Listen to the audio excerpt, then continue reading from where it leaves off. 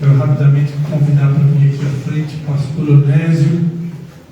Apresentei o presidente do Conselho de Pastores de Nova Trento, agora vou apresentar o presidente do Conselho de Pastores de São João Batista, né? Uma salva de palmas para o pastor Onésio.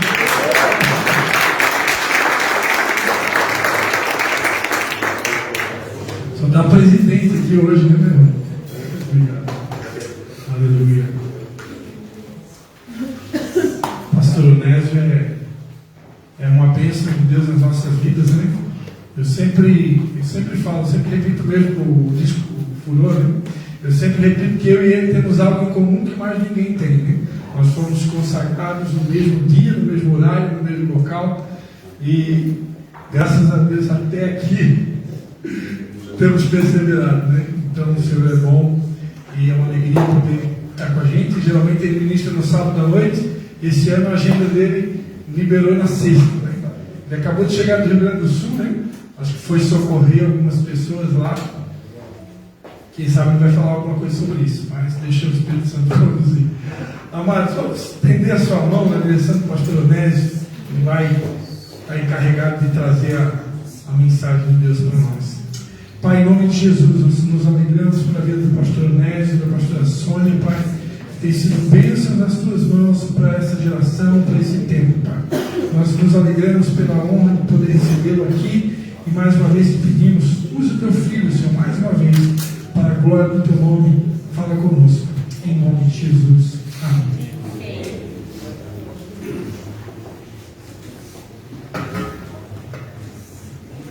Glórias a Deus, cumprimento a igreja com a paz do Senhor, amém? Amém. Glória a Deus, graça e paz do Senhor, paz, shalom, aleluia.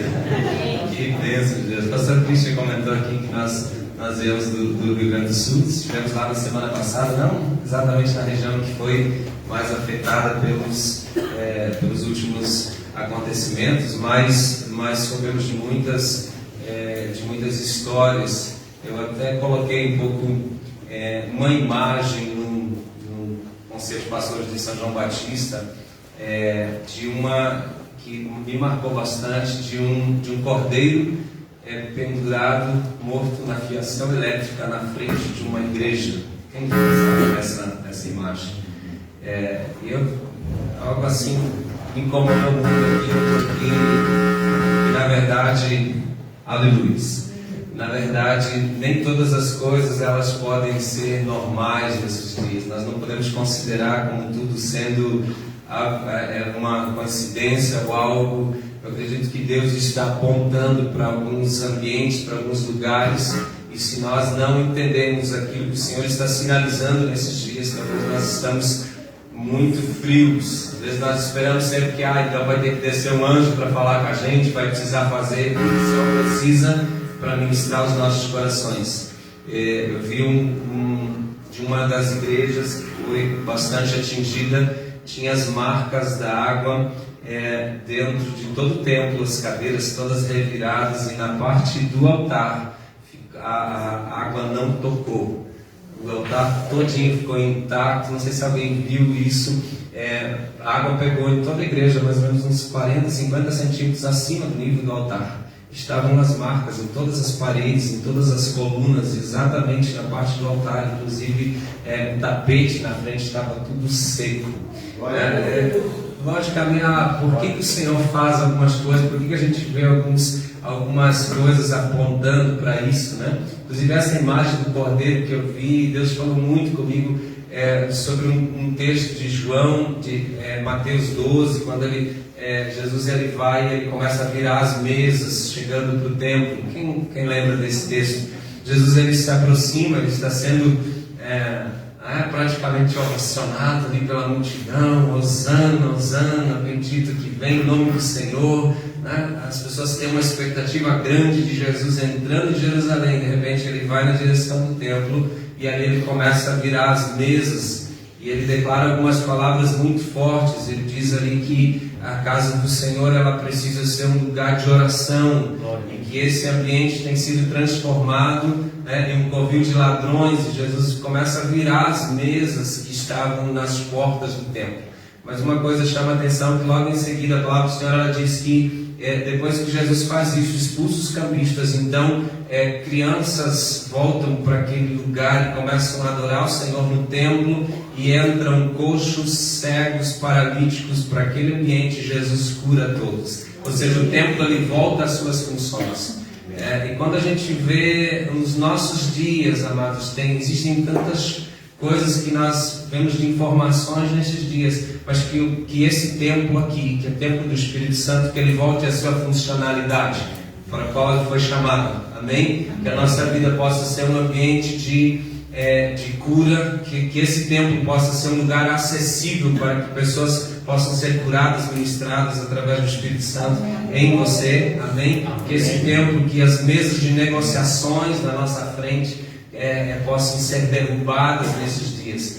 E é interessante porque quando se fala sobre adoração em um templo, e a gente viu que o pastor Cristo colocou isso, há alguns probleminhas com o som. Amado, isso aqui é muito importante nesses dias. Eu falei até com alguns irmãos na quarta-feira ali, numa reunião que a gente teve. Deus vai começar nesses dias, começar a colocar, não tem na mesa só aquele botãozinho assim do mudo, né? O volume vai lá zero, né? E eu acho que Deus às vezes ele está começando. Não se preocupe, eu sei que tem um monte de levita, de adorador aqui, em alguns momentos pregadores também. Deus precisa pegar o nosso volume, fechar ele, né? Fechar tudo. Não é os instrumentos, não é a voz. Deus não está à procura de uma música perfeita. Deus está em busca dos verdadeiros adoradores que o adorem em espírito e em verdade. Amém? Então não te preocupe, que Deus vai começar a fechar alguns volumes e vai sentir o cheiro da adoração. Amém? E se isso não tocar os céus, então tudo aquilo que nós estamos manifestando nesses dias não tem sentido. Não passem de apresentações. Que o nosso coração possa realmente exalar aquilo que está sendo gerado dentro de nós. E se existe uma unção, se existe algo dentro de nós que está sendo... o óleo, ele precisa, para ele surgir, a azeitona precisa ser comprimida, amassada, ela precisa ser tocada de uma forma agressiva, para que a sua essência possa verter algo. E se a nossa vida não estiver nesses dias dispostos para isso, nós falávamos isso essa semana ainda, qual é a melhor maneira que Deus faz nas nossas vidas para gerar humildade dentro de nós. Já parou para pensar nisso? Como Deus vai fazer para que você te torne mais humilde? Pastor, eu estou me tornando mais humilde. Olha que Jesus disse: aprendei de mim, porque sou manso e humilde. Então, se nesses dias nós não estamos nos tornando a cada dia mais humildes, então nós não estamos aprendendo com Jesus. Mas o Senhor nos chama para sermos mais humildes. A melhor maneira que Deus faz para nos tornarmos mais humildes é sermos humilhados, é sermos muitas vezes instigados em quem nós somos, nas nossas naturezas, naquilo que nós carregamos nesses dias. Ou você carrega uma unção, ou você carrega um título. E tem uma diferença bem grande nisso, porque toda unção ela pode carregar um título, mas nem todo título carrega unção. E nesses dias Deus não está procurando títulos, Deus está procurando aqueles que carregam algo verdadeiro, algo permanente, algo que possa tocar essa nação. O pastor Cristo deixou aqui uma palavra e eu acho ela muito forte, que aquilo que for ministrado nesse altar possa estabelecer destino para esses próximos dias. Em nome de Jesus. É muito importante isso, porque aquilo que o Senhor deseja dos nossos corações nesses dias é nos reposicionar para aquilo que o Senhor está manifestando. Nós precisamos entender isso. Deus não está manifestando nada para que nós possamos alcançar isso. Aquilo que Deus tem já está pronto. Amém? Deus está trabalhando conosco para nos preparar para aquilo que Deus já tem preparado. Amém? Então eu não posso querer que Deus modifique as coisas externas para que elas fiquem a meu favor. Deus não vai mudar nada externo nesses dias. Deus precisa mudar a minha e a sua vida para o propósito dele. Amém? Então aquilo que Deus está manifestando nesses dias, ou nós nos enquadramos a isso, senão nós sempre vamos ter a sensação de que nós estamos precisando, estamos atrasados e que Deus precisa fazer algo novo, que Deus precisa mover algo novo, e talvez para viver o novo de Deus para as nossas vidas falta uma nova posição nossa, falta algo novo de nós, falta um novo posicionamento, uma nova maneira de nos comportarmos, em muitas vezes deixar de lado as nossas mesas de religiosidades, as quais nós tão costumeiramente nos assentamos, nos alimentamos delas, e entender que Deus está nos preparando para algo novo nesses dias. Mas não sei se você já percebeu, mas muitos dos métodos antigos, eles não estão mais funcionando nesses dias. Quantos têm essa sensação de que muitas coisas antigas que nós, como cristãos, ou talvez nós, quem tem um pouco mais de tempo de igreja, talvez ela está entrando em crise nesses dias, porque muitas coisas não estão mais se adaptando, a conta não fecha mais, não está mais dando certo, e aí ou você se reposiciona diante disso, ou então nós vamos estar sempre correndo atrás de algo que nós nem sabemos o que. Amados, eu queria só compartilhar uma palavra. Vamos abrir a Bíblia, senão eu vou usar meu tempo aqui, já nem abrir a Bíblia. Abra aí rápido, meu Deus, estava lá em Jeremias 18, não, mas não é 2 Reis. Segunda Reis, capítulo 4.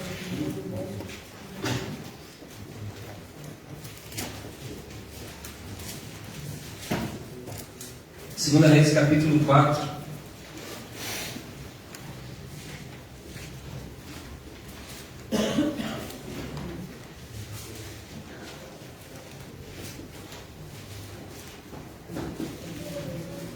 O Senhor diz assim: uma das mulheres dos seguidores dos profetas gritou a Eliseu: meu marido, teu servo, morreu, e tu sabes que o teu servo temia ao Senhor. Agora o credor acaba de chegar para levar meus 2 filhos para serem escravos.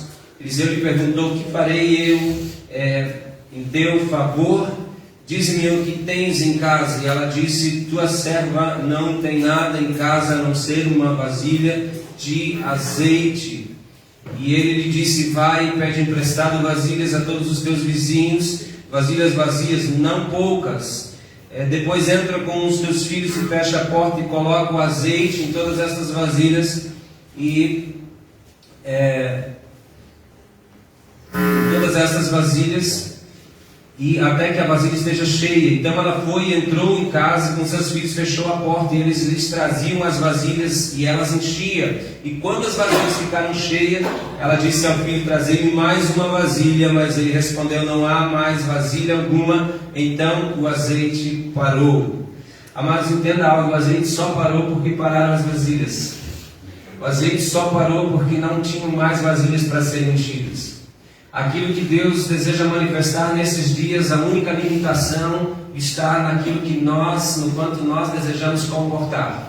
A única limitação daquilo que Deus deseja manifestar nesses dias está no quanto nós estamos dispostos para receber e o quanto nós estamos dispostos a nos curvar em obediência, em ouvir aquilo que o Senhor deseja sobre as nossas vidas. O pastor Cristian iniciou falando sobre Jeremias 18. E é interessante que aqui, logicamente, cidade cerâmica todo mundo conhece melhor que eu, mas o oleiro ele precisa colocar um vaso em determinado lugar, em cima da roda, para que o vaso saia perfeito. Que lugar é esse? Qual? Centro. Se colocar um pouquinho para o lado, dá certo? Não. O que acontece se colocar para o lado? Sabe por que muitas vezes nós quebramos na nossa vida? Sabe por que muitas vezes nós... Porque nós queremos sair do centro. Você precisa estar no centro da vontade de Deus. Todas as vezes que as nossas vontades, todas as vezes que os nossos desejos eles forem para alguma margem, nós certamente estaremos sujeitos a quebrar. Amado, em nome de Jesus, que nós possamos entrar nesse ambiente, nesse lugar de centro. Nesse lugar onde só o Senhor, onde a vontade dEle é absoluta sobre a nossa vida. Logicamente, todos os dias nós vamos passar por crises, mas quando a gente vê essa mulher buscando vasilhas para compensar uma questão financeira, eu creio que todos aqui passaram ou estão em situação, por mais difícil que esteja, você ainda está numa condição melhor do que ela. Ela estava com um credor na sua porta, pronto para levar os seus 2 filhos para serem escravos. E nesse ambiente ela precisa de um milagre urgente, um milagre extremo, algo poderoso precisa acontecer. E é tão forte a palavra que ela recebe, é impressionante porque um profeta, ele declara uma palavra. Às vezes nós estamos mais dispostos a ouvir tantas coisas, às vezes acreditamos muito mais nas coisas do diabo do que nas próprias palavras proféticas de Deus sobre a nossa vida. Você já parou para entender isso? Às vezes nós acreditamos, quando Deus decide talvez falar através de uma ovelha pendurada na porta de uma igreja, nós dizemos, é coincidência. Mas quando nós vemos um trabalho de macumba numa esquina, a gente diz, meu Deus, o diabo está furioso. Sabe quantas vezes Deus está aprumando a sua igreja, está nos trazendo para alguns lugares de alinhamento, e às vezes nós estamos com os nossos ouvidos tão fechados e nos tornamos tão duros e céticos espirituais para não entender e compreender aquilo que Deus está preparando sobre esses dias. Amados, em nome de Jesus, eu queria compartilhar essa palavra no teu coração, porque muitas vezes, enquanto nós estamos olhando para aquilo que nos falta, nós não estamos percebendo aquilo que nós já temos. Você entendeu isso? Essa mulher, ela está numa posição, quando o profeta pergunta para ela, o que você tem? Ela diz, eu não tenho nada. Você já viu quando dá uma enchente, né? Tem aquele espírito de pobre.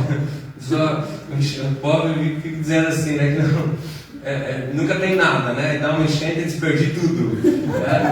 Quando já ouviram isso, né? Nunca tem nada. Aí dá uma enchente, meu Deus, perdi tudo.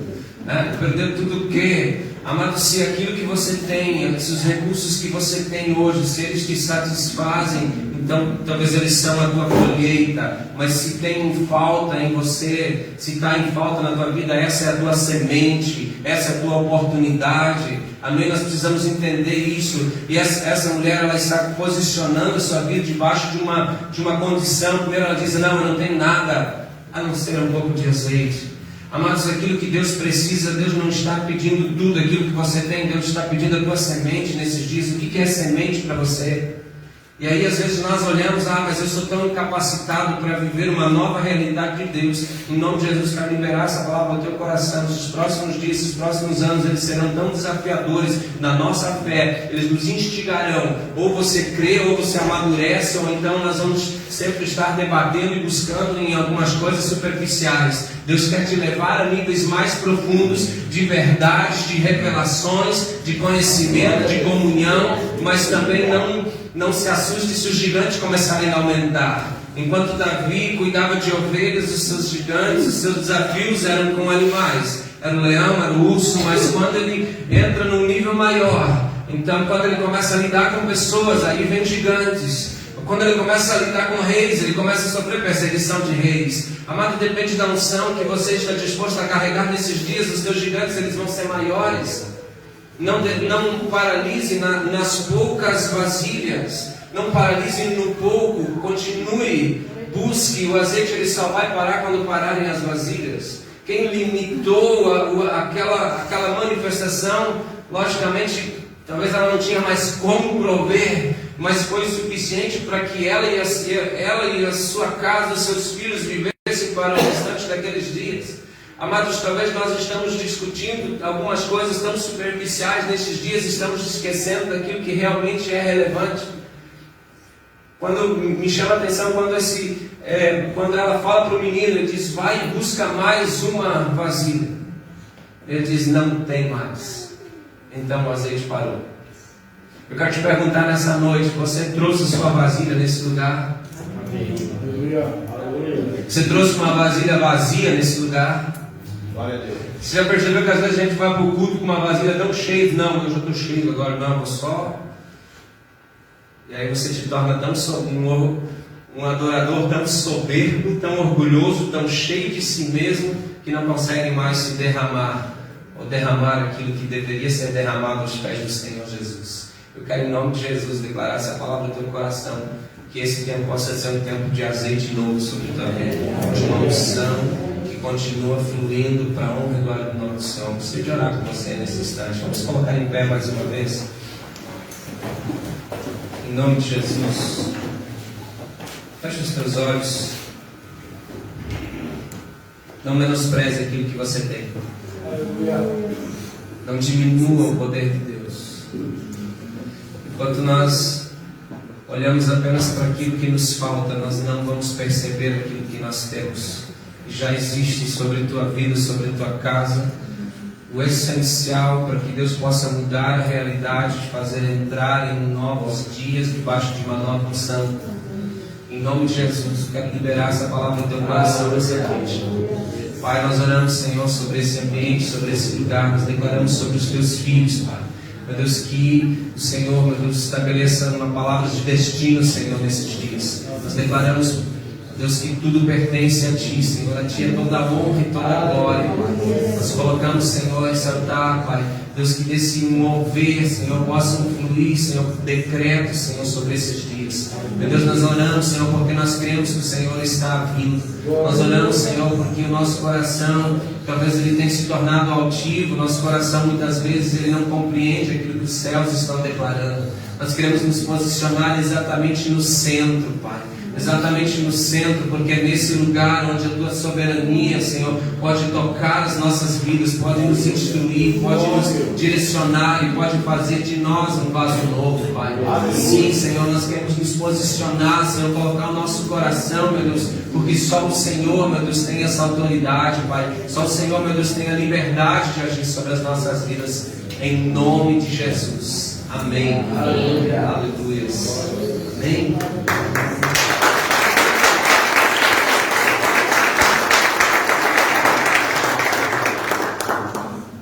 Louvado seja o nome de Jesus. Aleluia. Deus é bom, amém?